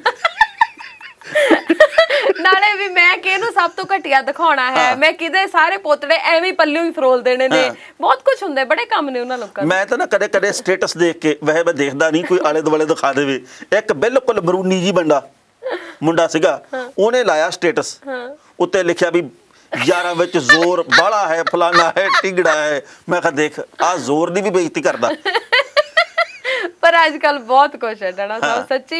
ਇੱਕ ਤਾਂ ਸਿਆਸਤ ਪੂਰਾ ਮਨੋਰੰਜਨ ਕਰਦੀ ਹੈ ਕਿਉਂਕਿ ਜਿਵੇਂ ਦੇ ਇੱਕ ਦੂਜੇ ਦੇ ਬਾਰੇ ਚ ਬਿਆਨ ਆਉਂਦੇ ਨੇ ਹਨਾ, ਜਿਵੇਂ ਦੀਆਂ ਇੱਕ ਦੂਜੇ ਨੂੰ ਗੱਲਾਂ ਕਹੀਆਂ ਜਾਂਦੀਆਂ ਨੇ, ਕੋਈ ਕਿਸੇ ਨੂੰ ਰਾਧੇ ਮਾਂ ਦਾ ਚੇਲਾ ਦੱਸੀ ਜਾਂਦਾ, ਕੋਈ ਕਿਸੇ ਨੂੰ ਕਿਸੇ ਦਾ ਚੇਲਾ ਦੱਸੀ ਜਾਂਦਾ। ਇਹ ਸਾਰਾ ਪੂਰਾ ਮਨੋਰੰਜਨ ਹੋ ਰਿਹਾ ਤੇ ਵਿਧਾਨ ਸਭਾ ਵੋਟਾਂ ਜਦੋਂ ਤੱਕ ਹੁੰਦੀਆਂ ਨਹੀਂ ਚੋਣਾਂ, ਇਹ ਉਦੋਂ ਤੱਕ ਇਹ ਮਨੋਰੰਜਨ ਜਾਰੀ ਰਹੇਗਾ। ਬਿਲਕੁਲ ਜਾਰੀ ਰਹੇਗਾ। ਪਰ ਗੱਲ ਇਹ ਆ ਵੀ ਆਪਣੇ ਵਿਰਸੇ ਨੂੰ, ਆਪਣੇ ਅਤੀਤ ਨੂੰ, ਆਪਣੇ ਸੱਭਿਆਚਾਰ ਨੂੰ ਹਮੇਸ਼ਾ ਚੇਤੇ ਰੱਖਣਾ ਚਾਹੀਦਾ ਜੀ। ਉਹ ਵੇਲਾ ਚੇਤੇ ਜ਼ਰੂਰ ਕਰਿਆ ਕਰੋ ਵੀ ਜਦੋਂ ਅਸੀਂ ਗੱਡਿਆਂ ਦੇ ਉੱਤੇ ਹੁੰਦੇ ਸੀ, ਅੱਜ ਅਸੀਂ ਗੱਡੀਆਂ ਦੇ ਉੱਤੇ ਆ। ਜਦੋਂ ਅਸੀਂ ਕੱਚੇ ਘਰਾਂ ਦੇ ਵਿੱਚ ਹੁੰਦੇ ਸੀ, ਉਦੋਂ ਇਰਾਦੇ ਪੱਕੇ ਹੁੰਦੇ ਸੀ। ਅੱਜ ਕੱਲ ਸੰਗਮਰਮਰੀ ਘਰਾਂ ਦੇ ਵਿੱਚ ਇਰਾਦੇ ਬੜੇ ਕੱਚੇ ਹੋ ਗਏ ਆ ਜੀ। ਬਿਲਕੁਲ। ਅੱਜ ਕੱਲ ਆਪੋ ਆਪਣੇ ਕਮਰਿਆਂ ਦੇ ਵਿੱਚ ਬੰਦ ਆ, ਜਿਵੇਂ ਕੈਦੀ ਹੁੰਦੇ ਆ, ਤੇ ਕੋਈ ਕਿਸੇ ਨਾਲ ਤਾਲਮੇਲ ਦੀ ਗੱਲ ਨਹੀਂ ਕਰਨਾ ਤੇ ਕੋਈ ਕਿਸੇ ਦੀ ਗੱਲ ਸੁਣ ਕੇ ਰਾਜ਼ੀ ਨਹੀਂ। ਸੋ ਬਹੁਤ ਸਮਾਂ ਬਦਲ ਗਿਆ। ਜਦੋਂ ਛੱਤਾਂ ਦੇ ਉੱਤੇ ਪੈਂਦੇ ਸੀ, ਇਹ ਛੱਤ ਤੋਂ ਤੁਰੇ ਤੇ ਪੂਰੇ ਪਿੰਡ ਦਾ ਹੀ ਗੇੜਾ ਕੱਢ ਲੈਂਦੇ ਸੀ ਜੀ। ਤੇ ਜਦੋਂ ਛੱਤਾਂ ਤੇ ਮੰਜੇ ਚੜਾਉਣੇ ਤੇ ਜਦੋਂ ਮੀਂਹ ਕਣੀ ਆਉਣੀ, ਛੇ-ਛੇ ਮੰਜੇ ਲਾਉਣੇ, ਉਹ ਗੱਲਾਂ ਹੀ ਹੋਰ ਹੁੰਦੀਆਂ ਸੀ। ਇੱਕ ਜਣੇ ਨੇ ਉੱਤੋਂ ਮੰਜੇ ਫੜਾਉਣੇ, ਦੂਜੇ ਨੇ ਪਾਵਿਆਂ ਤੋਂ ਫੜਨੇ, ਉਹ ਗੱਲਾਂ ਹੀ ਹੋਰ ਹੁੰਦੀਆਂ ਸੀ। ਬਿਲਕੁਲ ਸਹੀ ਗੱਲ ਹੈ। ਪਰ ਚਲੋ ਲੰਘ ਗਿਆ ਸਮਾਂ, ਅਸੀਂ ਚਾਹੁੰਦੇ ਆਉਣ ਵਾਲਾ ਸਮਾਂ ਇਸ ਤੋਂ ਵੀ ਬਿਹਤਰੀਨ ਹੋਵੇ, ਸੋਹਣਾ ਹੋਵੇ, ਖੁਸ਼ੀਆਂ ਲੈ ਕੇ ਆਵੇ। ਪਰ ਜੋ ਕੁਛ ਅਸੀਂ ਪਿੱਛੇ ਛੱਡ ਆਏ ਆ, ਉਹਦੇ ਨਾਲ ਦੀ ਰੀਸ ਨਹੀਂ, ਉਹ ਨਹੀਂ ਕਦੇ ਲੱਭਣਾ। ਉਹ ਜਿਹੜੀਆਂ ਖੁਸ਼ੀਆਂ ਸੀ ਨਾ ਸਾਦਗੀ ਵਾਲੀਆਂ, ਉਦੋਂ ਲੋੜਾਂ ਵੀ ਸੀਮਤ ਸੀ, ਖੁਸ਼ੀਆਂ ਵੀ ਛੋਟੀਆਂ ਛੋਟੀਆਂ ਸੀ, ਤੇ ਖੁਸ਼ੀ ਬਹੁਤ ਛੇਤੀ ਮਹਿਸੂਸ ਕਰਦੇ ਸੀ। ਹੁਣ ਤਾਂ ਖੁਸ਼ੀ ਮਹਿਸੂਸ ਹੀ ਨਹੀਂ ਹੁੰਦੀ। ਅੱਗੇ ਤਾਂ ਇਹ ਸੀ ਵੀ VCR ਲਿਆਉਣਾ ਪੈਸੇ ਪਾ ਕੇ, ਉਹਦੇ ਵਿੱਚ ਫਿਲਮ ਦੇਖਣੀ ਤਾਂ ਐਂ ਕਹਿਣਾ ਵੀ ਕਮਾਲਾਂ ਹੋ ਗਈਆਂ, ਮਿਥੁਨ ਚੱਕਰਵਰਤੀ ਨੇ ਡਿਸ਼ੂ ਕਿਵੇਂ ਕੀਤਾ, ਧਰਮਿੰਦਰ ਨੇ ਡਿਸ਼ੂ ਕਿਵੇਂ ਕੀਤਾ, ਸ਼ਤਰੂਘਨ ਸਿਨਹਾ ਨੇ ਖਾਮੋਸ਼ ਐਂ ਕਿਵੇਂ ਕਹਿਤਾ। ਹੁਣ ਤਾਂ ਚੇਤੇ ਨਹੀਂ ਰਹਿੰਦਾ ਵੀ ਕਿਹੜੀ ਫਿਲਮ ਦੇਖੀ ਹੈ। ਬਿਲਕੁਲ ਸਹੀ ਗੱਲ ਹੈ। ਸੋ ਖੈਰ ਤੁਹਾਡੇ ਨਾਲ ਵੀ ਬਹੁਤ ਸਾਰੀਆਂ ਯਾਦਾਂ ਜੁੜੀਆਂ ਹੋਣਗੀਆਂ, ਤੁਹਾਨੂੰ ਵੀ ਬਹੁਤ ਕੁਝ ਚੇਤੇ ਆਇਆ ਹੋਏਗਾ ਸਾਡੀਆਂ ਗੱਲਾਂ ਸੁਣ ਕੇ। ਸੋ ਪ੍ਰਤੀਕਿਰਿਆ ਦੇ ਰੂਪ ਦੇ ਵਿੱਚ ਆਪਣੀਆਂ ਉਹ ਗੱਲਾਂ ਜ਼ਰੂਰ ਸਾਡੇ ਨਾਲ ਸਾਂਝੀਆਂ ਕਰੋ। ਮੈਨੂੰ ਇੱਕ ਗੱਲ ਚੇਤੇ ਆ ਗਈ, ਅਸੀਂ ਸਕੂਲ ਦੇ ਵਿੱਚ ਨਾ ਜਦੋਂ ਅੱਧੀ ਛੁੱਟੀ ਹੋ ਜਾਣੀ, ਬਾਅਦ ਦੇ ਵਿੱਚ ਖੇਡਣਾ, ਜਿਹੜੀ ਫਿਲਮ ਜਿਹਨੇ ਦੇਖੀ ਹੁੰਦੀ ਆ ਉਹਦੇ ਸੰਵਾਦ ਦੁਹਰਾਉਣੇ ਤੇ ਡਿਸ਼ੂ ਡਿਸ਼ੂ ਦੋ ਜਣਿਆਂ ਨੇ ਲੱਗ ਪੈਣਾ। ਇੱਕ ਵਾਰੀ ਐ ਕਰੀ ਜਾ ਕੇ ਡਿਸ਼ੂ ਡਿਸ਼ੂ ਐ ਕਰਕੇ, ਮਗਰੋਂ ਸਾਡੇ ਅਧਿਆਪਕ ਸਾਥੀ ਆ ਗਏ, ਉਹਨਾਂ ਨੇ ਸੱਚੀ ਮੁੱਚੀ ਡਿਸ਼ੂ ਕੀਤੀ। ਫਿਰ ਵੀ ਲੱਗਿਆ ਹੋਣਾ ਦਾਗ ਅੱਛੇ ਹੈ ਕਿਉਂਕਿ ਛਪਿਆ ਤਾਂ ਹੋਊ। ਚਲੋ ਕੋਈ ਗੱਲ ਨਹੀਂ, ਤੁਸੀਂ ਵੀ ਆਪਣੀਆਂ ਯਾਦਾਂ ਜ਼ਰੂਰ ਸਾਂਝੀਆਂ ਕਰਿਓ। ਤੇ ਫਿਲਹਾਲ ਦੇ ਲਈ ਪ੍ਰੋਗਰਾਮ ਨੂੰ ਸਮੇਟਦੇ ਹਾਂ, ਜਾਣਦਾ ਹੋ ਗਿਆ ਵੇਲਾ, ਦੋਵਾਂ ਦੇ ਇਜਾਜ਼ਤ, ਫਿਰ ਮਿਲਾਂਗੇ। ਸਤਿ ਸ਼੍ਰੀ ਅਕਾਲ। ਤੁਸੀਂ ਵੇਖਦੇ ਰਹੋ ਪ੍ਰਾਈਮ ਏਸ਼ੀਆ ਟੀਵੀ, ਤੁਹਾਡਾ ਆਪਣਾ ਤੁਹਾਡੇ ਲਈ। ਹਾਜ਼ਰ ਹੈ ਜੱਜ ਦਾ ਵਿਚਾਰ।